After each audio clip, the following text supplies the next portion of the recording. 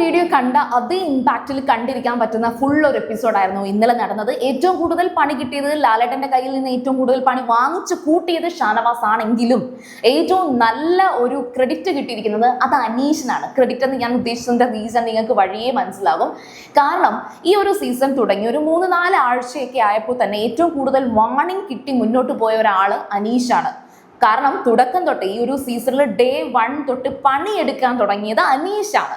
അനീഷ് പോസിറ്റീവോ നെഗറ്റീവോ വെറുപ്പിക്കലോ എന്തോ ആയിക്കോട്ടെ, സ്ട്രാറ്റജിയാണ്. Big ബോസിലാവുമ്പോൾ strategies വേണം, സ്ട്രാറ്റജീസ് എടുത്തേ പറ്റൂ.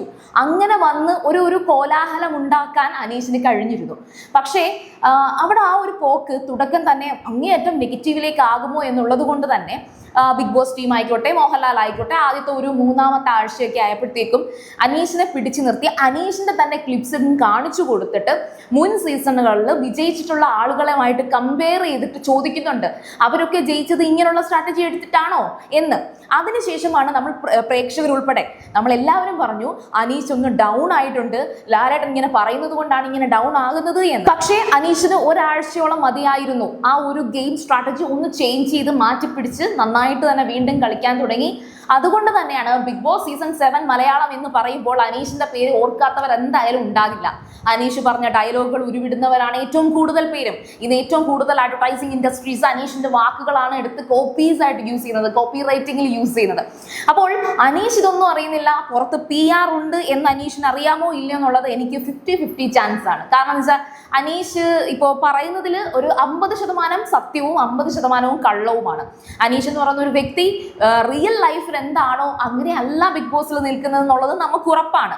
പിന്നെ ലാലേട്ടന്റെ മുന്നിൽ ഏറ്റവും കൂടുതൽ ഇന്നലെ തർക്കിച്ച ഒരു വിഷയം എന്ന് പറയുന്നത് ബിഗ് ബോസിലേക്ക് വരുന്നതിന് 3 ദിവസം മുന്നെയാണ് തനിക്ക് കോള് കിട്ടിയത് എന്ന്. എന്നാൽ അതല്ല, അത് കള്ളം പറഞ്ഞാൽ ഞാൻ തെളിവ് സഹിതം കാണിക്കും എന്ന് ലാലേട്ടൻ പറഞ്ഞു. ആ വിഷയം അവിടെ വലിയ പ്രശ്നമായി. 12 ദിവസത്തോളം അതിന് മുന്നെയാണ് ഇവരെയൊക്കെ വിളിക്കുന്നത് എന്ന് പറഞ്ഞപ്പോഴത്തേക്കും പാവം അനീഷിന് അത് അക്സെപ്റ്റ് ചെയ്തേ പറ്റത്തോളായിരുന്നു. അങ്ങനെ അനീഷ് അത് അക്സെപ്റ്റ് ചെയ്ത് ലാലേട്ടൻ ഒന്ന് പോയ ആ ഒരു ബ്രേക്കിൽ ലക്ഷ്മിയും മറ്റുള്ള സഹ മത്സരാർത്ഥികളും അടുത്തിരുന്ന് അനീഷിനോട് ചോദിക്കുന്നുണ്ട്, എന്തിനാണ് അനീഷ് ചേട്ടാ കള്ളം പറഞ്ഞത്?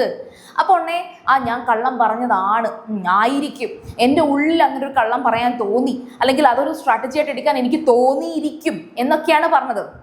കാരണം ആ ഒരു സിമ്പതി, അല്ലെങ്കിൽ താൻ ഒരു കോമണറാണ്, കോമണറിന് ഈ സെലിബ്രിറ്റീസിന്റെ ഒപ്പം തന്നെ പ്രിവിലേജ് കിട്ടത്തില്ല എന്ന് വരുത്തി തീർക്കാനാണ് അനീഷ് അവിടെ ശ്രദ്ധിച്ചത്. പക്ഷെ ലക്ഷ്മി ഓൺ ദ സ്പോട്ട് അടുത്ത മറുപടി കൊടുത്തു, ഇവിടെ ബിഗ് ബോസിനകത്ത് സെലിബ്രിറ്റി എന്നോ കോമണർ എന്നോ ഡിഫറൻസ് ഇല്ല അനീഷ് ചേട്ടാ. ഇപ്പോൾ ഈ ഒരു സീസണിൽ ഒരുപാട് പേര് മൈജിയുടെ ആ ഒരു ഓപ്പൺ കോൺടെസ്റ്റ് വഴിയിട്ട് ഒരുപാട് പേര് അപ്ലൈ ചെയ്തിട്ടുണ്ട്. നിങ്ങൾക്ക് എന്ത് കിട്ടിയില്ല എന്ന് ചോദിച്ചു കഴിഞ്ഞാൽ നിങ്ങൾ അടുത്ത വട്ടം അപ്ലൈ ചെയ്യുമ്പോൾ നിങ്ങൾക്ക് തന്നെ ഈ സെയിം സംഭവം എടുത്ത് അയച്ചു കൊടുത്താലും ചിലപ്പോൾ കിട്ടുമായിരിക്കും. കാരണം ഒരുപാട് പേര് അപ്ലൈ ചെയ്യുന്നതാണ്, ഒരു ഭാഗ്യം കൂടെ അതിനകത്ത് തുണയ്ക്കും.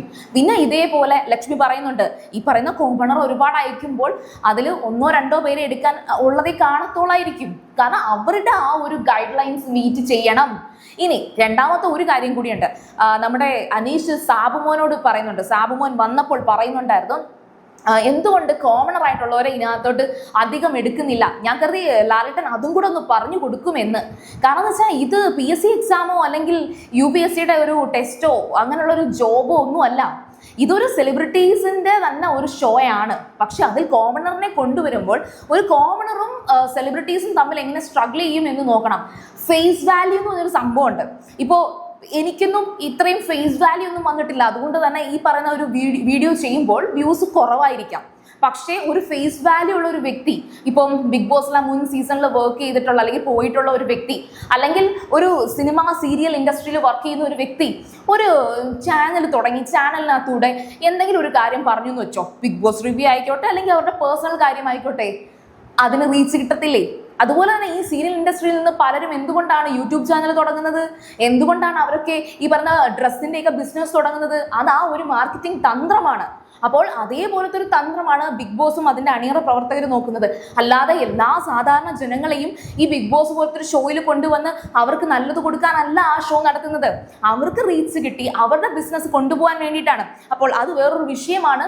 ഇത് അനീഷിന് അറിയാനിട്ടൊന്നുമല്ല. അനീഷ് അതൊരു ടോപ്പിക്കായിട്ട് പറയുകയാണ്, ഒരു ഡിബേറ്റ് ചെയ്യുകയാണ്.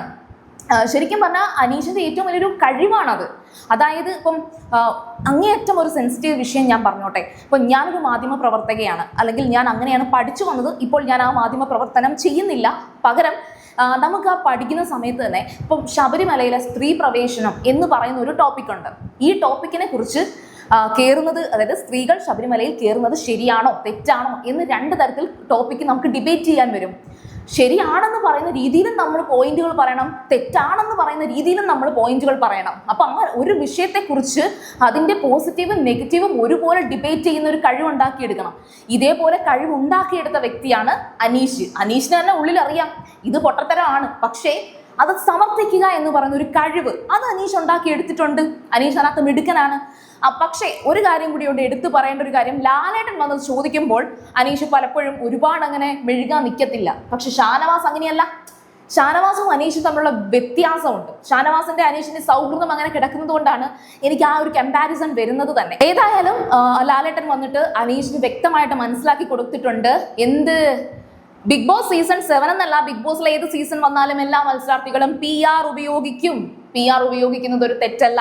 PR നിങ്ങൾ ഉപയോഗിക്കുന്നത് കൊണ്ട് നിങ്ങൾക്ക് പ്രത്യേകിച്ച് ഇതിനകത്ത് ടൈറ്റിൽ വിന്നർ ആകാൻ സാധിക്കും എന്ന് ഒരിക്കലും വിചാരിക്കേണ്ട. ഒരു ഭൂരിഭാഗം ഒരു വോട്ട് അങ്ങോട്ടോ ഇങ്ങോട്ടോ മറിയുമായിരിക്കും. പക്ഷെ എങ്കിലും അത് കാണുന്ന ഭൂരിഭാഗം ഓഡിയൻസ് എന്ന് പറയുന്നത് ഈ PR-നേക്കാൾ വലുതാണ്. ഞാനും വിശ്വസിക്കുന്നുണ്ട് വോട്ടിലൂടെ തന്നെയാണ് അത് ജയിക്കുന്നത് എന്ന്. പക്ഷെ PR ഒരു വലിയ കാര്യം, ഒരു ഫാക്ടറാണ് ഇതിനകത്ത്. നമുക്കൊരു റീച്ച് ഉണ്ടാക്കിയെടുക്കാൻ സാധിക്കും, ഒരു പോപ്പുലാരിറ്റി ഉണ്ടാക്കിയെടുക്കാൻ സാധിക്കും. പക്ഷെ വിൻ ചെയ്യാൻ പറ്റുമോ എന്ന് ചോദിച്ചാൽ എനിക്കില്ലെന്ന് പറയാനാണ് എനിക്ക് എൻ്റെ ഒരു അറിവിൽ എനിക്ക് തോന്നിയ ഒരു കാര്യമാണ്. 100% ഇതൊരു യൂണിവേഴ്സൽ ട്രൂത്ത് ആണെന്നൊന്നും പറയാൻ എനിക്ക് പറ്റത്തില്ല. കാരണം വെച്ചാൽ അത്രയധികം ഡീപ്പായിട്ടൊന്നും നമ്മൾ അന്വേഷിക്കുന്നില്ലല്ലോ. ഏതായാലും അനീഷിന് ഈ ഒരു ലാലേട്ടൻ വന്ന് സംസാരിച്ച എപ്പിസോഡ് നെഗറ്റീവ് ആണ് എന്ന് ഞാൻ പറയുന്നില്ല. അനീഷ് തിരുത്തേണ്ട കുറച്ച് കാര്യങ്ങളുണ്ട്. അങ്ങേയറ്റം വിക്ടിം കാർഡ് എടുക്കുകയോ ഒറ്റപ്പെടൽ സ്ട്രാറ്റജി എടുക്കുകയോ ചെയ്തു കഴിഞ്ഞാൽ ഇനി വില പോകത്തില്ല. അതൊരു പഴയ സ്ട്രാറ്റജിയാണ്, പഴയ കാർഡാണ്. അപ്പോൾ അത് ലാലേട്ടൻ മനസ്സിലാക്കി കൊടുത്തിട്ടുണ്ട്. പിന്നെ അതുപോലെ തന്നെ അനീഷ് ശരിക്കും പറഞ്ഞാൽ ഈ ആഴ്ച എനിക്ക് അനീഷിനെ കുറിച്ച് നെഗറ്റീവ് പറയാൻ ഒരുപാടുണ്ടായിരുന്നു. കാരണം എന്ന് വെച്ചാൽ അനീഷിന്റെ സംസാരം അതിനകത്തുള്ളവർക്ക് നല്ല ഇറിറ്റേഷനാണ്. കേട്ടിരിക്കുന്ന നമുക്കിപ്പോൾ എനിക്ക് ഇറിറ്റേഷനായി തുടങ്ങിയിട്ടുണ്ട്. ഒരു പരിധിയിൽ കൂടുതൽ ഇങ്ങനെ കിടന്ന് സംസാരിച്ചുകൊണ്ടിരിക്കുന്നത് എന്തൊക്കെയായാലും ഇറിറ്റേഷൻ ആണ്. അപ്പോൾ ഏതായാലും ശരി, അനീഷ് എന്ന് പറയുന്ന ഒരു വ്യക്തിക്ക് ഇനി ഗെയിം ചേഞ്ച് ചെയ്യാനുള്ള ഒരു വീക്ക് വരാൻ പോവുകയാണ് എന്ന് 100% ഉറപ്പിക്കാം. കാരണം ലാലേട്ടൻ പറഞ്ഞത് അനീഷ് വളരെയധികം കെയർഫുൾ ആയിട്ടായിരിക്കും അതിനെ ആക്സെപ്റ്റ് ചെയ്യാൻ സാധ്യതയുള്ളത്. അപ്പോൾ ഏതായാലും ശരി, നിങ്ങൾക്ക് അനീഷിനെ കുറിച്ചുള്ള എനിക്കിപ്പം ഈ ഒരു കഴിഞ്ഞ ആഴ്ച അനീഷ് കാണിച്ച പല പ്രശ്നങ്ങൾക്കും ഒരു സൊല്യൂഷൻ ലാലേട്ടൻ വന്ന് കൊടുത്തു. അനീഷിന്റെ ഗ്രാഫ് വീണ്ടും ഉയരാനുള്ള സാധ്യത കാണുന്നു എന്നൊരു തോന്നലുണ്ട്. നിങ്ങൾക്ക് അങ്ങനെയാണോ തോന്നുന്നത്? എന്തായാലും ശരി, ക്വാളിറ്റി ആയിട്ടുള്ള ഒരു മത്സരാർത്ഥി തന്നെയാണ് അനീഷ്. ഒരു എന്താ പറയുക, മോശം വ്യക്തിയായിട്ടൊന്നും കണക്കാക്കാൻ കഴിയില്ല. ബട്ട് കുറേ പ്രോബ്ലംസ് ഉണ്ട്, ഗെയിം സ്ട്രാറ്റജിയിൽ ഒരുപാട് മിസ്റ്റേക്സ് ഉണ്ട്. നിങ്ങൾ എങ്ങനെയാണ് അതിനെ വിലയിരുത്തുന്നത് എന്നുള്ളത് എന്തായാലും കമന്റ് ചെയ്യുക. അതുപോലെ ബ്ലൈൻഡ് ആയിട്ടുള്ള ഒരു ഫാനായിട്ട് നിങ്ങൾ മാറരുത്. കാരണം എന്ന് വെച്ചാൽ ഒരു വ്യക്തി, ഇപ്പോൾ നമ്മൾ പേളിമാണി, ശ്രീനിഷ്, അവരെയൊക്കെ ബ്ലൈൻഡായിട്ട് സ്നേഹിച്ചുള്ള ഒരു ചരിത്രം നിങ്ങൾക്കൊക്കെ ഉണ്ടെങ്കിൽ അത് അവരാണ്, ആ ഒരു സീസണാണ്. ഇനിയുള്ള സീസൺ എന്ന് പറയുമ്പോൾ എല്ലാവരും ഇതൊക്കെ കണ്ടു പഠിച്ച് ഇങ്ങനെ ആക്കിയെടുക്കണം എന്ന് കരുതി വരുന്നവരാ. ആദ്യത്തെ സീസൺ വെച്ച് ഒരിക്കലും മറ്റൊരു സീസണും കമ്പയർ ചെയ്യാൻ പറ്റത്തില്ല. അതൊരു ക്ലാസിക് സീസണാണ്. ബാക്കിയൊക്കെ മാസം അവർക്ക് കുറെ ഫൈറ്റ് ഒക്കെ അഭിനയിക്കുകയാണ്. അപ്പോൾ ഏതായാലും കമന്റ് ചെയ്യുക. അതുപോലെ സീരിയൽ ഗ്രാൻഡ്മ നിങ്ങൾ ഫസ്റ്റ് ടൈം ആണ് കാണുന്നതെങ്കിൽ ഉറപ്പായിട്ടും ചാനൽ ഒന്ന് സബ്സ്ക്രൈബ് ചെയ്തിട്ട് കാണുക. വീഡിയോ ഇഷ്ടപ്പെട്ടാൽ ലൈക്ക് ചെയ്യുക, കമന്റ് ചെയ്യുക, ഷെയർ ചെയ്യുക. അപ്പോൾ ഞാൻ പോയി വരാം. ബൈ.